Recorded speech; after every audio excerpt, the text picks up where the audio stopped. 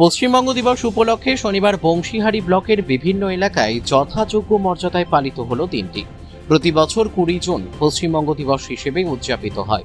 1947 সালের এই দিনেই বঙ্গীয় আইনসভায় বাংলা ভাগের পর পশ্চিমবঙ্গকে ভারতের অংশ হিসেবে রাখার ঐতিহাসিক প্রস্তাব গৃহীত হয়েছিল। সেই ঐতিহাসিক ঘটনাকে স্মরণ করতেই বিভিন্ন আলোচনা সভা, সাংস্কৃতিক অনুষ্ঠান ও সচেতনতামূলক কর্মসূচির মধ্য দিয়ে দিনটি পালন করা হয়।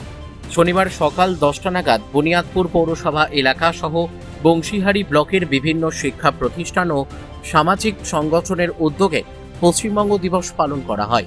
এদিন বংশীহারি উচ্চ বিদ্যালয়ে বিশেষ সাংস্কৃতিক অনুষ্ঠানের আয়োজন করা হয়।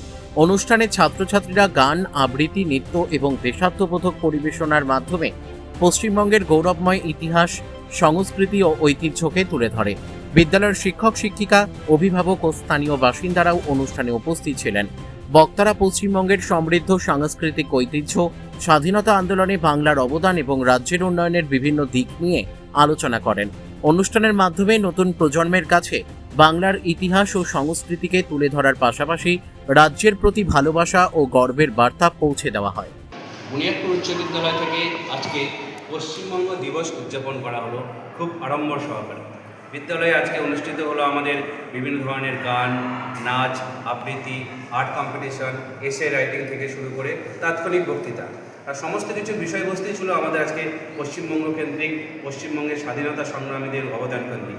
আজকের এই অনুষ্ঠানটা সত্যি খুব ভালো লাগলো এবং ছাত্রছাত্রীরা খুব আনন্দ সহকারে অংশগ্রহণ করে তারা জানতে পেরে খুব আনন্দিত এবং সচেতন যে আমাদের পশ্চিমবঙ্গের সৃষ্টির এত বড় একটা ইতিহাস ছিল, এত বড় আমাদের পূর্বপুরুষরা এত তাদের আত্মবলিদান ত্যাগ করেছে এবং তারপরে এই শ্যামাপ্রসাদ মুখার্জির স্বপ্নের বাংলা যেটা ভারতবর্ষের সঙ্গে বর্তমান যুক্ত হয়েছে সেটা জানতে পেরে তারা খুবই আনন্দিত আর কি।